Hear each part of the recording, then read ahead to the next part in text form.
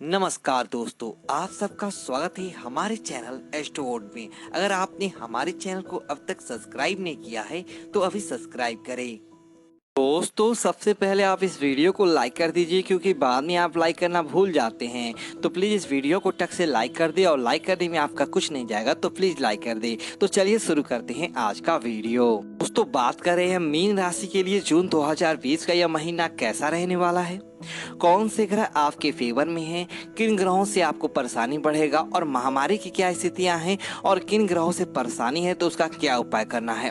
तो संपूर्ण चर्चा रहेगी, लेकिन वीडियो शुरू करूं इससे पहले आपसे एक रिक्वेस्ट है कि कमेंट बॉक्स में ओम नमः शिवाय जरूर लिखें। पहले जून माह के कुछ मुख्य व्रत और त्योहार आदि देख लेते हैं। तो इस माह की शुरुआत हो रही है गंगा दशहरा से।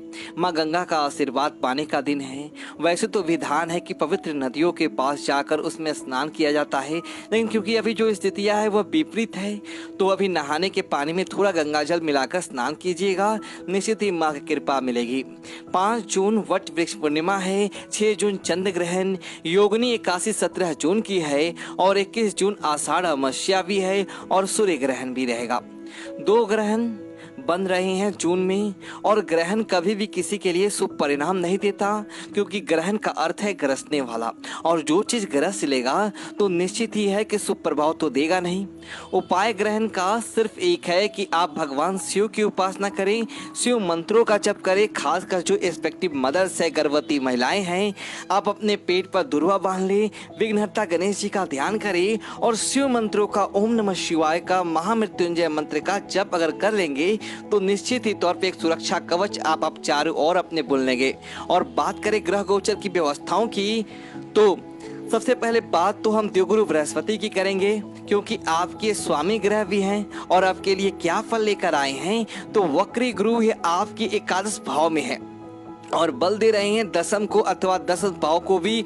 एक ही शुभ दृष्टि आपके धन भाव पर पड़ेगी, जीवन साथी और भाग्य का उच्च फल देंगे भाग्य पर, और बहुत ही शुभ स्थिति है। और जब राशि स्वामी ऐसा आशीर्वाद दें तो निसंदेह भाग्य के द्वार खोलेंगे। देवगुरु बृहस्पति जो कि कारक है स्थायित्व के, यानी जीवन में जो ठहराव आता है वह देवगुरु बृहस्पति के कारण आता है। विवाह आदि के संबंध, घर वगैरह मिलना, जॉब की जो बात है, ये सब इनकी स्थितियों से भी देखी जाती है। और अब आप भाव समझिए, दसम भाव प्रभावित है एकादश भाव द्वादश से। दसम भाव यह कर्म क्षेत्र है, आपकी प्रोफेशनल लाइफ, आपका करियर है। यह पिता का भी भाव है, यह सरकार का भी भाव है, यानी कि पिता से इस समय आपको सहयोग मिलेगा। और ये जो प्रभाव है, वक्र गति स्थितियां हैं, ये अगले 4 महीने के लिए हैं। ये जून की बात नहीं है। ये जो शुक्र प्रभाव बना है ये 4 महीने के लिए बना है।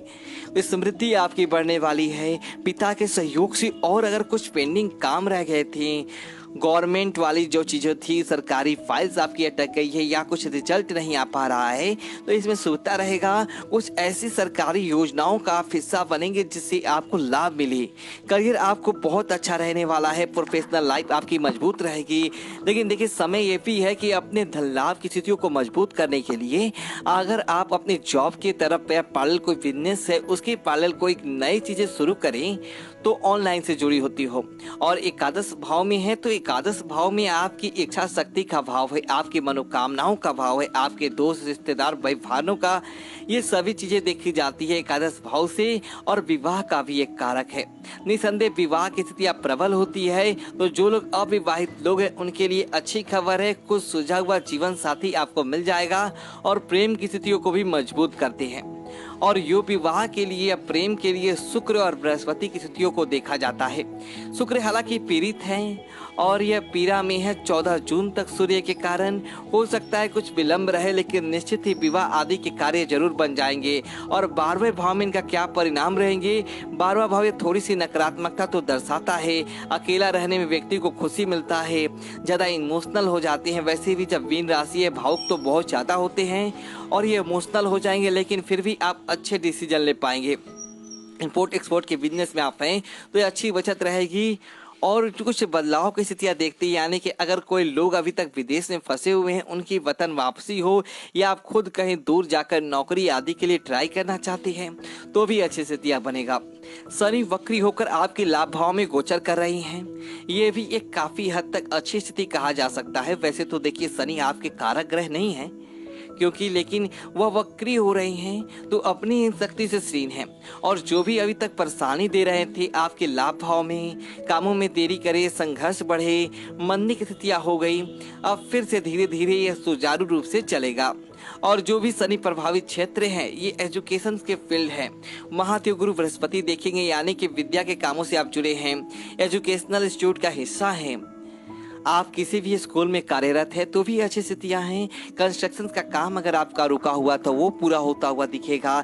लोहे के व्यापारी हैं, लेदर इंडस्ट्री के लोग हैं, तेल या पेंट के कामों से जुड़े हुए हैं तो इसमें शुभता आएगी। मंगल की स्थितियां देखिए तो 18 जून तक आपके 12वें भाव में रहेंगे, खर्चे कराएंगे, लेकिन जो भी खर्चे वह मांगलिक कार्यों में होने जा रहा है या कुछ ऐसी उपलब्धि हासिल करने के लिए एक जरूरी खर्च के तौर पर इसे देखता हूँ। और जो 18 जून की बात, ये आपकी राशि में यानी कि मीन राशि में आ रही, आपके लगन में आ रही हैं।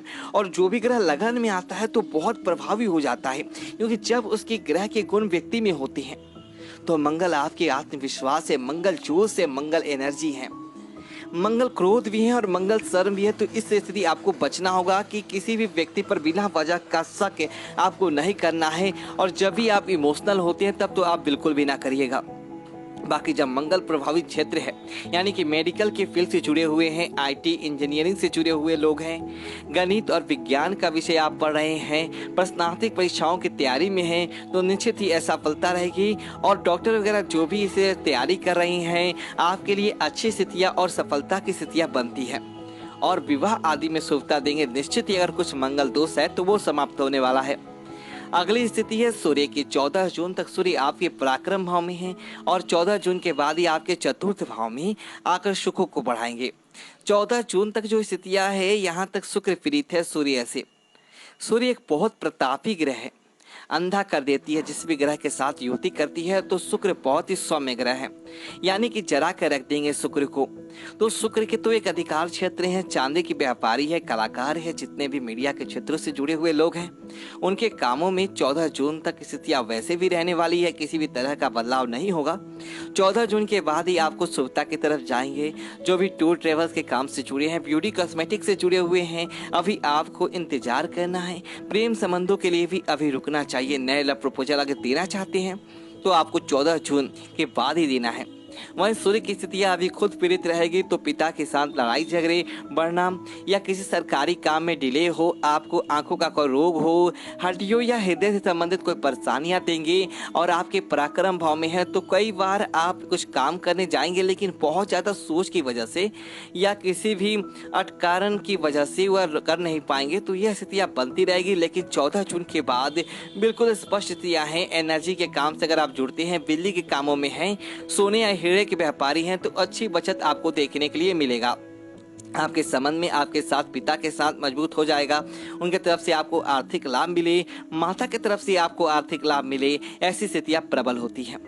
बाकी जो बहुत सारी स्थितियां हैं वह देवगुरु बृहस्पति और शनि संभाल रहे हैं। तो काफी हद तक जून का महीना आपके लिए अच्छा रहने वाला है।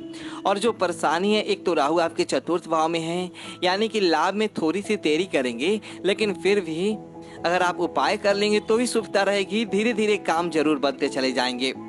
तो इसमें आपको राहु का उपाय करना है, या किसी भी दिन कर सकते हैं। एक सूखे या गीला नारियल लेकर इसे अपने सिर से एंटी क्लॉकवाइज 7 बार उतारना है और इसे बहते जल में आप प्रवाहित कर दें। देखिए, राहु तो बिल्कुल पूरा साल आपके चतुर्थ में रहने वाले हैं, तो आप हर महीने भी ये उपाय करेंगे तो यह बहुत ही शुभ रहेगा। सूर्य के लिए आपको भगवान सूर्य देव को जल अर्पित करना है। खासकर 14 जून तक आपको नियम बनाना है कि प्रतिदिन आप जल अर्पित करें, ओम गणेश सूर्य नाम का जप करें और अनाज का दान करें। अनाज का दान यो भी शुभ होता है और सूर्य की स्थिति को मजबूत करने के लिए तो बहुत ही अच्छा है। वैसे भी जो महामारी की स्थिति है वह निश्चित ही बढ़ने वाली है, क्योंकि अधिकांश जो ग्रह है वह राहु केतु के बीच में घूम रहे हैं। शनि की स्थितियाँ देश दुनिया की विपरीत चल रही है, इसलिए अगर आप अनाज का दान करते हैं तो उन जरूर मजदूरों का पेट भी भर पाएंगे। कुछ पॉजिटिव ऑरा आप चारों ओर क्रिएट करेंगे और अपने ग्रह को भी मजबूत करेंगे।